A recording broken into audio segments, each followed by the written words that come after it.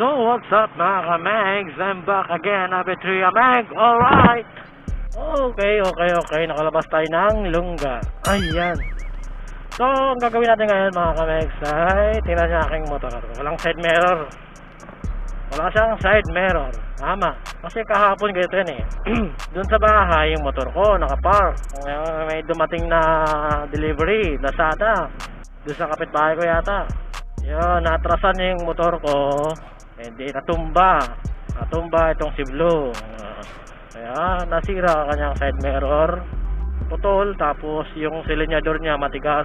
So kailangan kong hanapan ng motor shop. At saka marami na rin akong ipapaayos kasi kailangan ko rin siyang ipa-fiber kasi may crack nga yung flarings niya.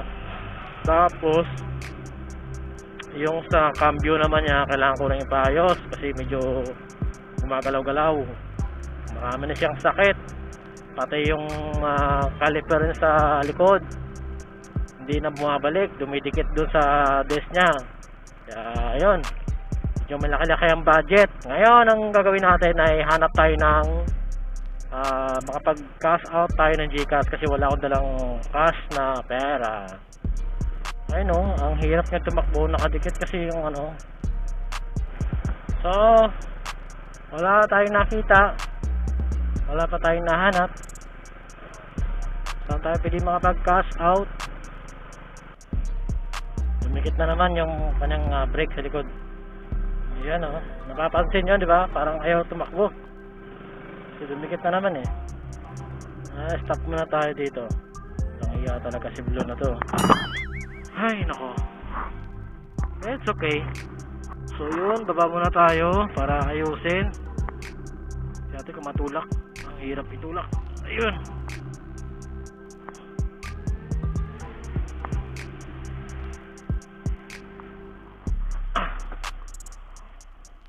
Yan nyo, papakita ko sa inyo yung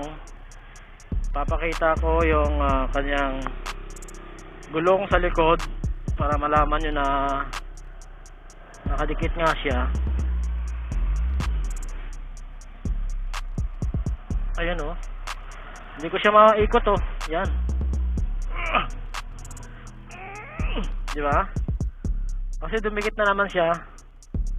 Dumikit ito kasi itong problema itong caliper na to, parang hindi siya bumabalik. Yung pinaka ano mo tawag doon sa loob, balik eh. Tinan nyo, diba? Ayaw umikot. Grabe. So ang ginagawa ko niyan, ito lang katapat nun eh. Ito. Yan, tsaka plies. Gagawin natin, balik natin dito.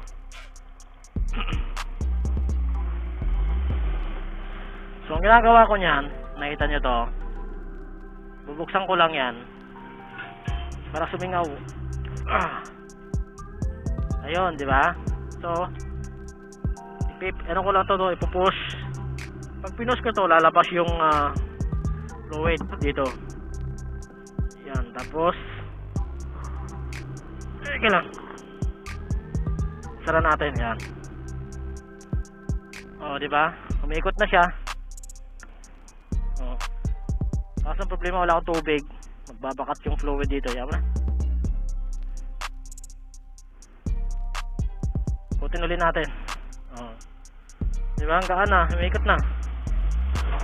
Hindi katulad kanina na hindi siya naikot.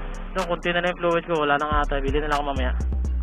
Diba? Tapos pukpukin ko lang konti. Sinasabi sa akin ng ano eh, nagpaayos ako nito.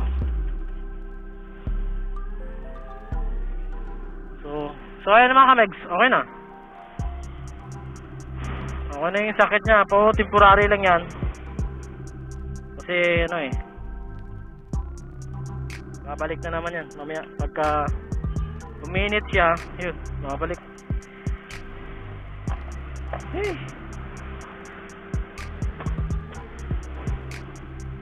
So ayun. Yeah. So continue tayo, hanap na tayo ng ano, GCash para makapag-cash out tayo. Ano po, mandar? Bonus pa talaga.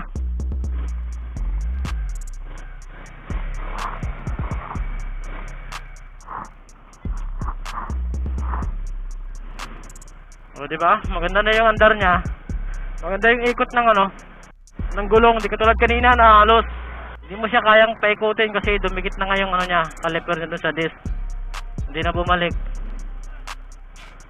So yung mga kamegs, hanap tayo dito sa loob ng Gcash. So di pa tayo nakamove sa Gcash ha.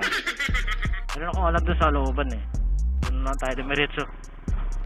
Doon pa kasi yung sa dulo. So dito na tayo. Alright. Dito ako nagpapakash out lagi. Opo. Makash out pa ako sa Gcash.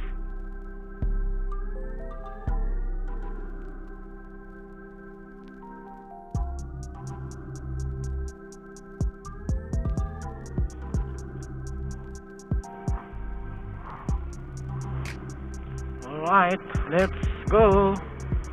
Hanap na tayo ng motor shop.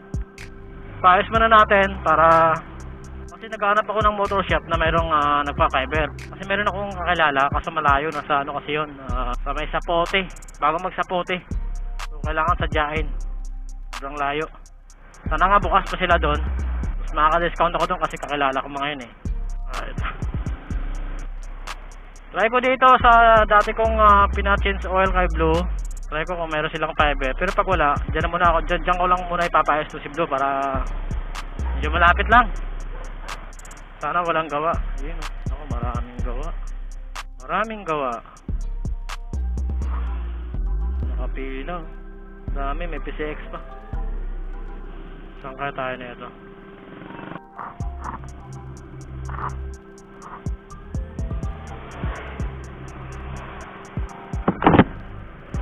Try natin doon sa isang kong kakilala. Wala, maraming gawa dyan sa kabila eh. Kaya dumabang pila.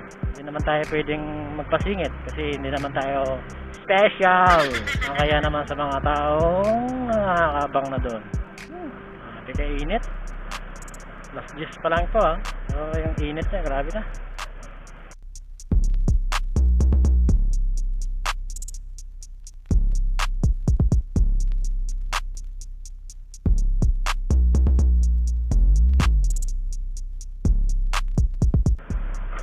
Ay, putang ina ka. Na yun.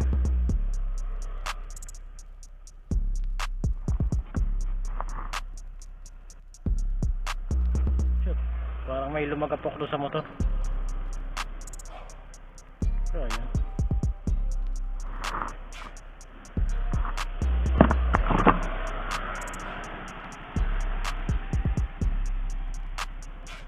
Nakatakot naman to si Blue. May narinig ako eh, parang may lumalabog doon sa ilalim. Ano kaya yun?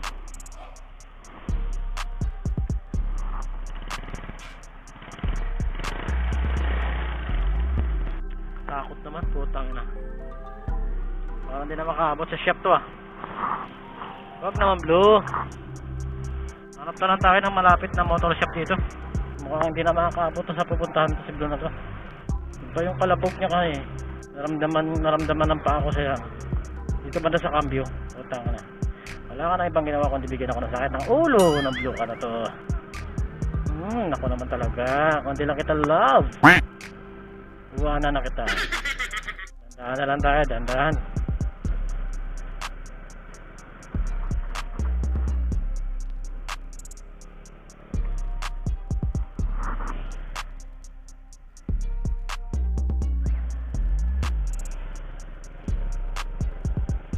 Dito na lang tayo.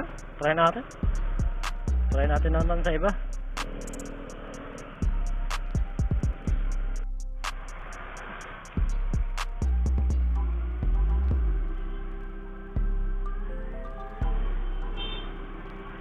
Meron kasi meron ito.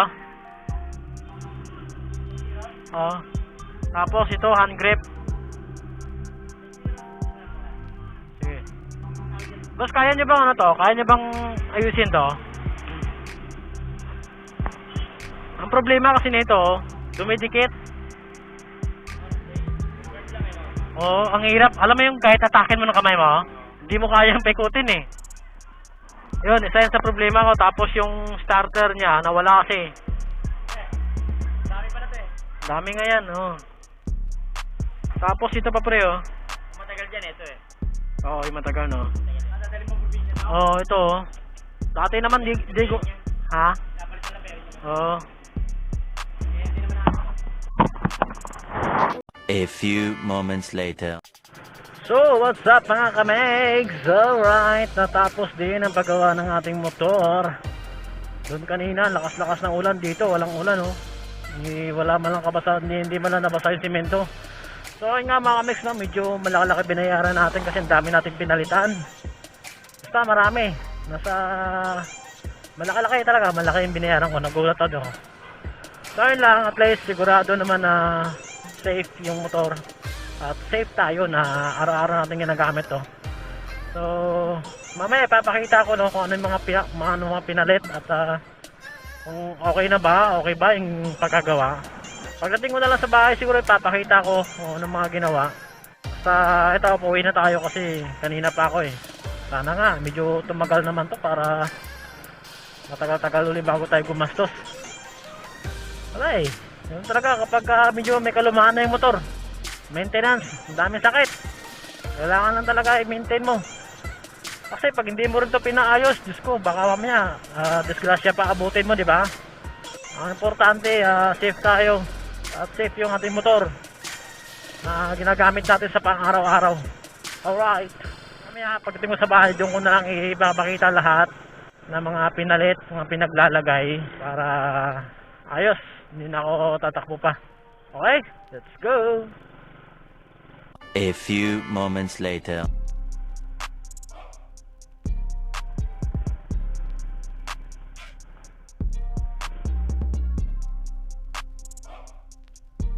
So what's up mga kameg? So ayun na nga no, nandito na tayo sa bahay. So papakita na natin, diba? Mayroon na tayong side mirror. Ayan, dalawa. Pang ano to eh, pang Yamaha to eh. Medyo mataas pero okay na sa akin yung ganyan kasi mas gusto ko yung malapad yung ano eh, yung salamin niya para makita lahat. Tapos itong starter niya, ito okay na rin to, nagana na, start natin. O diba? Okay na rin siya. Tapos malambot na rin oh. Nagpalit na rin ako nito, yung hand grip niya. Tsaka ito kasi luma na eh, pinalitan ko rin yan. Tapos yung ito niya, hindi na siya nagalaw. Okay na siya. Yan. Tapos patayin ko lang yung makina. Tapos yung kung nakikita nyo dati, dito yung ito yung nakakabit, diba? Tapos yung ito niya hose niya, ang haba niya hanggang dito sa loob. Ganun. Tapos ito pinalitan kasi sunset to eh, kulay pula. Pinalitan na siya niya kasi sira nga daw yung pinaka pump niya. Tapos yung ito niya, dito na siya nilagay. So paikutin natin, tingnan natin oh. Ayan, medyo naikot naman siya pero medyo ano pa siya, makapit konti. Hindi ko lang alam kung bakit. Siguro hindi ko lang bakit, basta at least okay na siya. Tsaka ito bumabalik na siya, hindi katulad ng dati na hindi siya bumabalik. Ginano mo siya, ganun na siya. Hindi siya bumabalik, ngayon bumabalik na oh. Diba, napapump na siya. So ayun.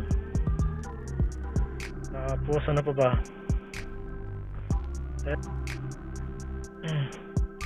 Kasi nawalan to ng twerka eh, tornilyo. Isa lang. Kaya pinalagyan ko ng isa. Pero hindi na siya original. Tapos ano eh, medyo mahigpit, di ko alam bakit. Ayan oh. Ayan, ang hirap niyang umikot. Para siya sumasabit. Kasi nagpalit ako ng ano eh. Pinalitan ko yung ano niya, brake pad niya ito. Pinalitan ko yan. Siguro dahil bago pa lang. Bago pa, medyo sumasabit pa siya. Tingnan natin after a week na ginagamit siya. So, yun ang mga mix. So, pero okay na siya. Sana tumagal para matagal-tagal ulit tayo gumastos. Isa, dalawa, tatlo. Ito pinalitan eh. 4. Brake pad, 5. Ito 6. Itong pump 7. Push 7 palang pinalit, no? Dami rin pala pinalit. Kaya pala laki na binayaran ko. Umabot ako ng 4,000 kasama yung labor. Mahal yung labor, dalawa sila gumawa eh. Nasa 1,2 yung labor nila. So okay naman yung gawa nila. So, hindi ko lang, pero parang ayaw ko bumalik to. Kasi nga medyo may kamahalan talaga. Hinihingal ako.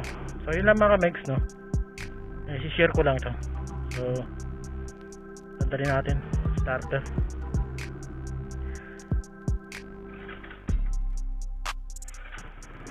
Okay, diba? So ayun na siya. Dating gawi. Kaya na dati. Lumipas na naman mga ilang linggo. Sira na naman. Sana Blue, wag ka na masira please. Laki na ng gastos ko sa'yo eh. So ayan lang. Ayan ang itsura ng motor ko.